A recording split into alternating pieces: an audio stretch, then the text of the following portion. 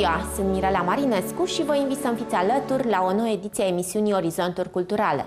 Vom pătrunde în sala I de Sârbu a Teatrului Național Marin Sorescu, acolo unde îl vom întâlni pe marele regizor Robert Wilson. Domnia sa a venit la Craiova să monteze în premieră pentru România Rinocerii de Eugene Ionesco, îndeplinind astfel dorința marelui scriitor român, care, cunoscându-l pe Wilson, declara în 1971 că e singurul care ar putea să-i regizeze o piesă.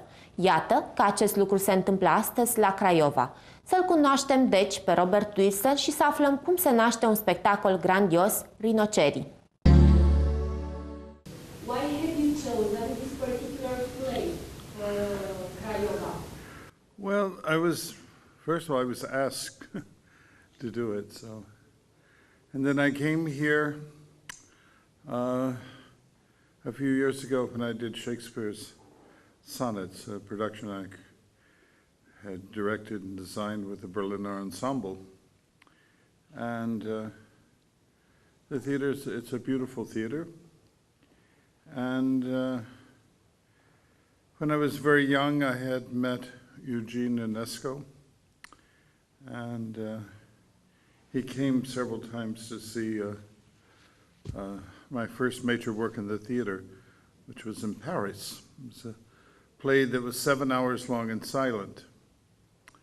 And he liked it very much, and he asked me at that time, it was 1971, if I would direct one of his plays. He said he thought that I'd be the right person to do it.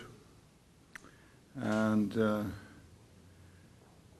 to be honest, I didn't really know him. I didn't know who he was, and I didn't know his work. And in fact, I didn't know anything about theater. I barely knew who Samuel Beckett was. But anyway,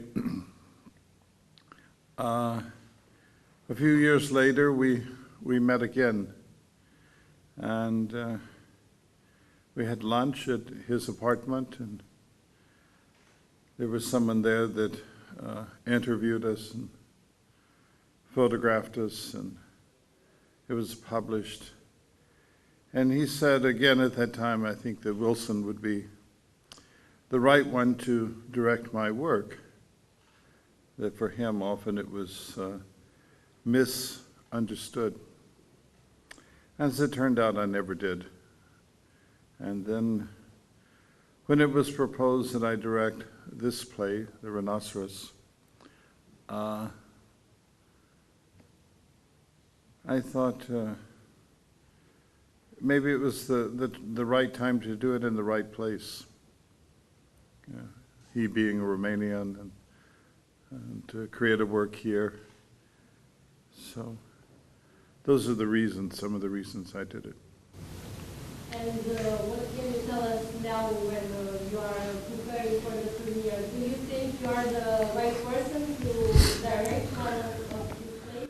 Oh, I don't know if I'm the right person to direct it, but I saw a production about 7 years ago, and to me it seemed all wrong, you know. But who am I to say? I don't know. You know, it's an absurdist play. So Ionesco said that for him the play was his dreams, and so dreams have a strange reality, and that at the moment they can make complete sense, and later when you look at it, it's strange to figure out the logic, but they have a logic. So it's, I think, to try to direct the play with a sense of trying to make sense makes it more confusing. So there are things that happen that you can't explain, and but they have to, for me, seem right. And but so it's say different than directing Tennessee Williams or a work like that. Or Lights and makeup are very important in your plays. They act like another character. How do you think this will be perceived by the audience in Romania? I have no idea, but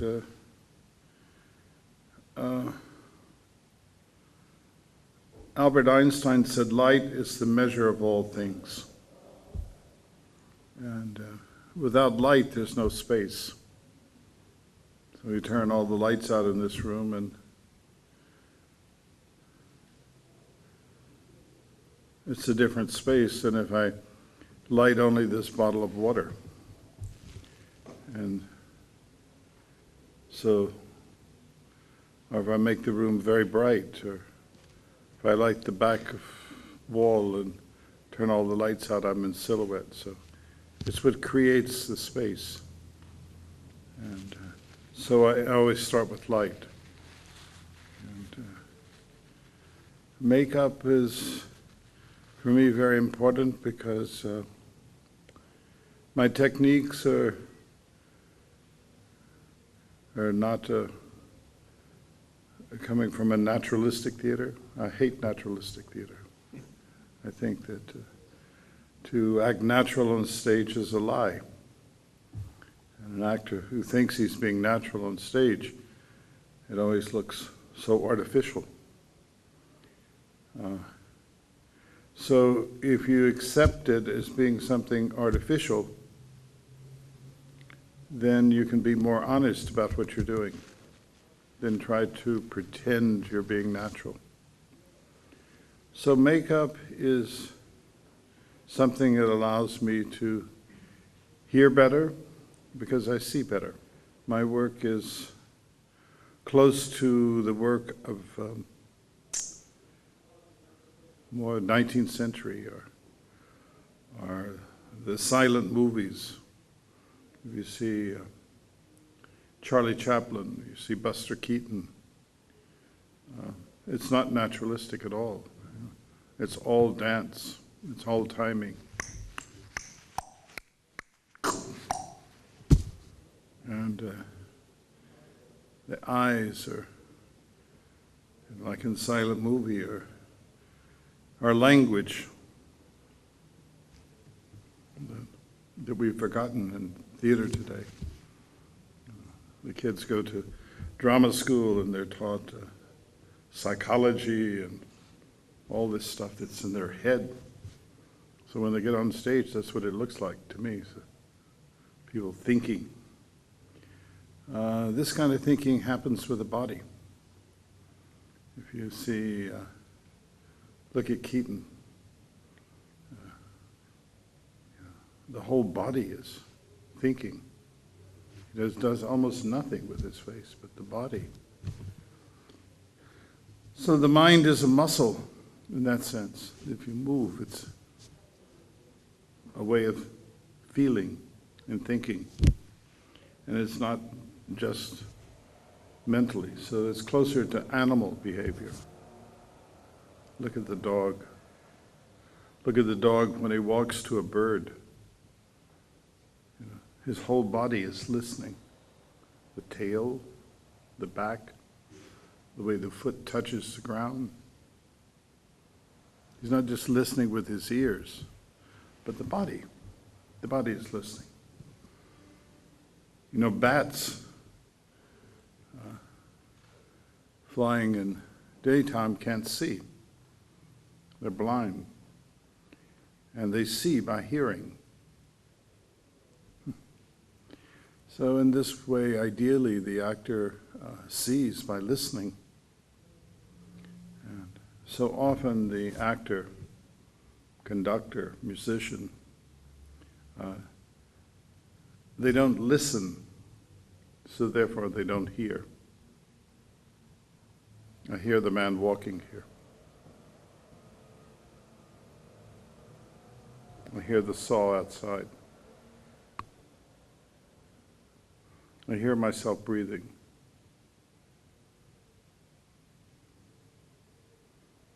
And I can feel it. My first play was written with a deaf man who heard nothing in the eardrum. But the body, we discovered, was feeling vibrations of sound. So his body was hearing. Think of a grizzly bear, how he listens with his eyes, whole body, no? Not listening with his ears, the body. So this work is physical. Makeup helps us to see facial expressions. The hands are white, so they're like dance. Look at Chaplin. And I think to try to make a play like the Rinoceries naturalistic wouldn't necessarily, you can play it naturalistic, but you have to know that it's not natural. Well, the work is never finished. So I was very much influenced by George Balanchine, the choreographer who was, when I first came to New York in the 60s as a student, was with the New York City Ballet. And I remember at the end of the 60s, Clive Barnes from the New York Times interviewed Balanchine and said, "Your last 3 ballets have been very unpopular with the public and with the press. What do you have to say about that?"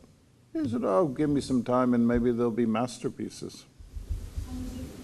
Work with many actors, play written by many writers. Have you felt a sort of pride in the way they act? Well, I think it's something very new for the actors, because my way of working at a theater is very personal. It's not really a school that's taught, so you can't go to Yale University and study this way of performing. You can't go to a school in Germany or a school here in Romania. It's something that came about by accident, by people I met, by living, that I made this theatrical language. So it's strange for them, but they're very, very good actors. They're among the best that I've worked with. I don't think I could find actors at this level in New York.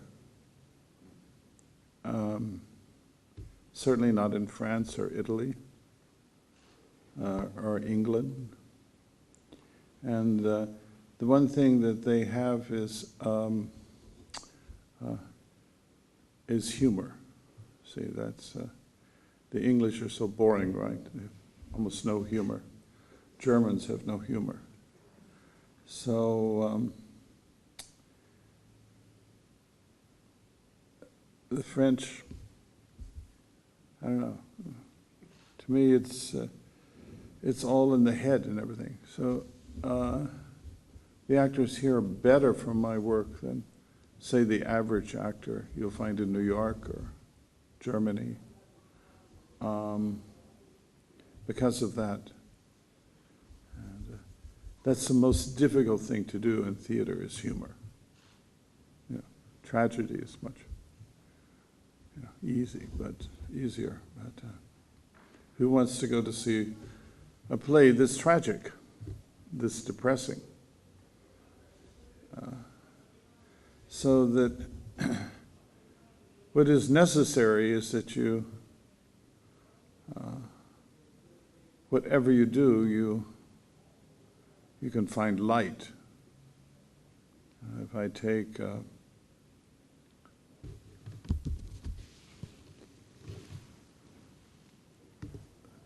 this black watch band and put it on my jacket,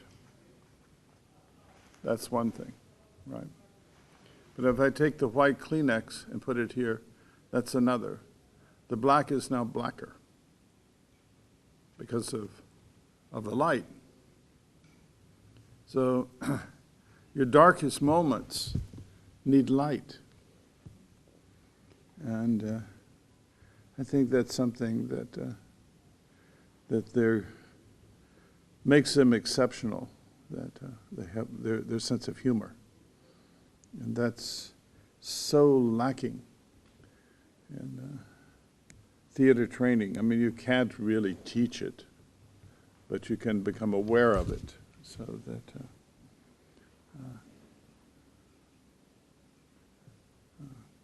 you can't direct an actor to feel.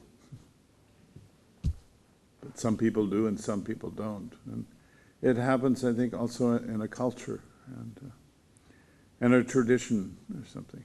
But I don't really know the tradition of theater here, but I know the actors have a marvelous sense of humor. What would you choose to be? A rhinoceros or a dragette related to the play? I'd rather be a bear. You know, bears like to sleep and they like to eat. So what I'm seeing for a stage set can be something different than what I'm hearing. Or what I'm seeing as gestures can be something different. The light can change. So all of these things are layered together. And you can see them independently. You probably could just look at the lights moving. It's like a light show.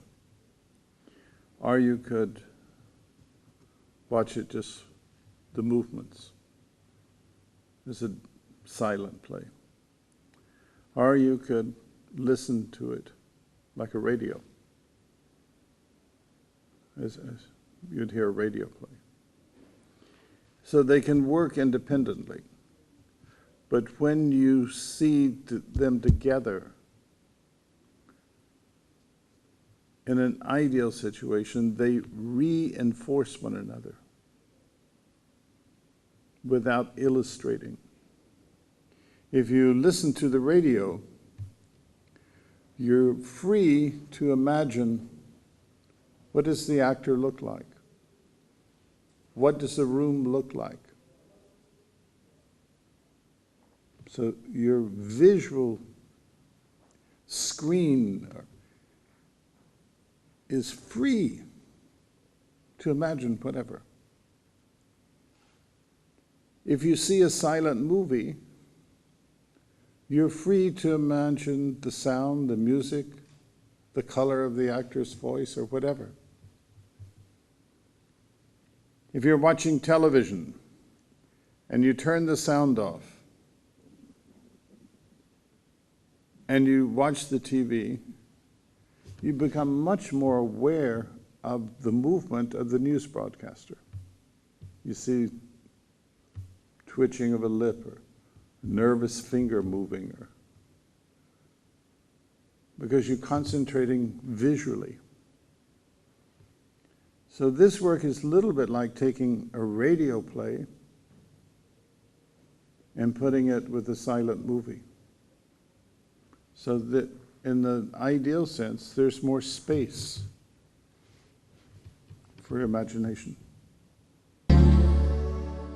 Părăsim scena teatrului cu promisiunea că vom reveni la Național să vedem Rinocerii în seara zilei de 29 iunie, la avantpremiera piesei. Până la acel moment vom asculta două povești tulburătoare de iubire puse în scenă de opera română Craiova, la fel cum ne vom opri în piața Mihai Viteazu pentru a sărbători prietenia, alături de Vița de Vie, Zdop, Niște băieți, Paraziții, Roa, Mihai Mărgineanu și Ultimul nivel, căci acestea sunt pe scurt reperele evenimentelor acestui sfârșit de săptămână.